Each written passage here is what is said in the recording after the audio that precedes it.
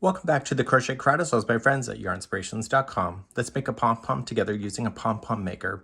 You can use cardboard or any other tools. I prefer this. It usually comes in a set of 3, so there is a smaller size of this. The circumference of your pom-pom generates the size of the pom-pom. So obviously, the smaller that it is, the smaller the pom-pom.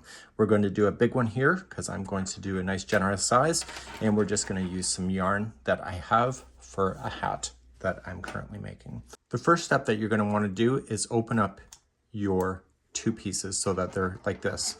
So the holes in one side rest of these on this side. Okay, so it just rests in between. Once you start wrapping it, it'll lock them together.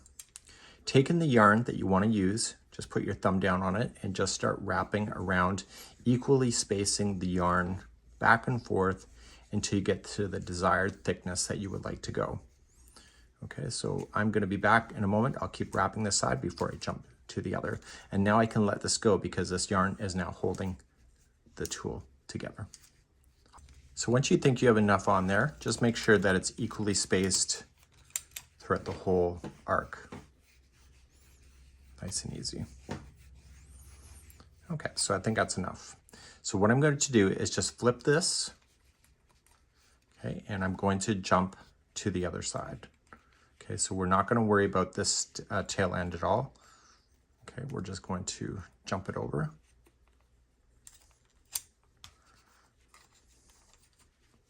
Okay, and then use this side to be able to wrap it and make this side look like the same thickness of the first side that you did. So there's no real magic to it. It's just a matter of eyeing it up. Okay, once you think you have enough, you're just going to stop. Okay, and then you are going to close your pieces together and lock them. So make sure the yarn is not interfering with the closure. And lock it. And lock it. Okay, you can safely just trim this yarn. Just kind of holding that a bit taut. So where you're going to start, there's a gap between this. And let's take a look at that. See, right there. You're going to take your scissors and you're going to cut in between the gap. And you're just going to follow that gap all the way around. You don't got to worry about this yarn jumping off the pom-pom maker. Not at this stage.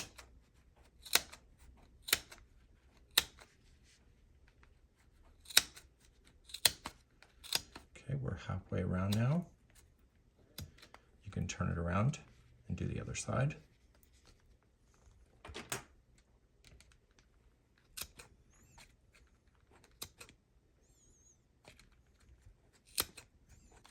So turn it around and make sure that there's no yarn in between that gapping space.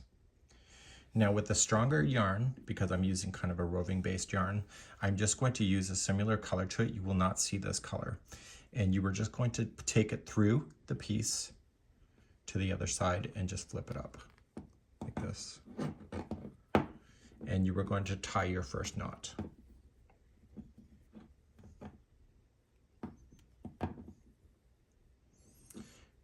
Okay, and you're going to pull it tight. The secret is that the second time that you tie it in the opposite direction. So I always tend to go over and through like this. So the other side, I'm going to do opposite to what I did before. And that's called a square knot. And this will never come out. This is the type of knot that they use at the yarn companies. And you are going to pull tight. I then like to turn it over like this and tie again on this side.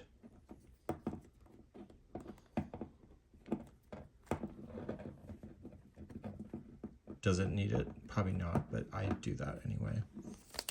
Pull tight, and then the second time I go through the opposite way that I tied it the first time.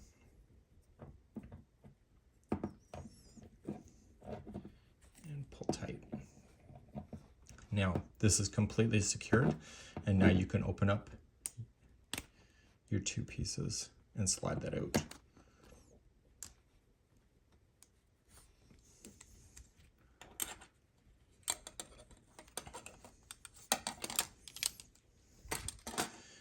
give it a good shake. And then any weird shapes, you can just safely just trim it out. So if it's not looking as round as you're hoping that it would, you can just clean it up. Any loose ends that are kind of hanging out, which you would have had when you jumped over, you just want to shape it down.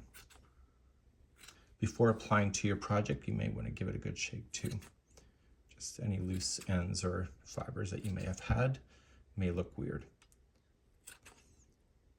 Now in craft shows, people, they say, oh, I wish you wouldn't have put a pom-pom. So what I would recommend, these strings that you just held, I would recommend that you do not sew this directly to the ball, but use the 2 strands to put into the top of the hat. Let me show you what I'm going to do. So go and put your crochet hook inside and just come off to the, just offset to the point, okay? And just pull 1 strand through. Okay, and just pull it back. And then on the opposite side of that same top piece, so not the same hole because then it won't work, you were then going to put the other one on there and pull through.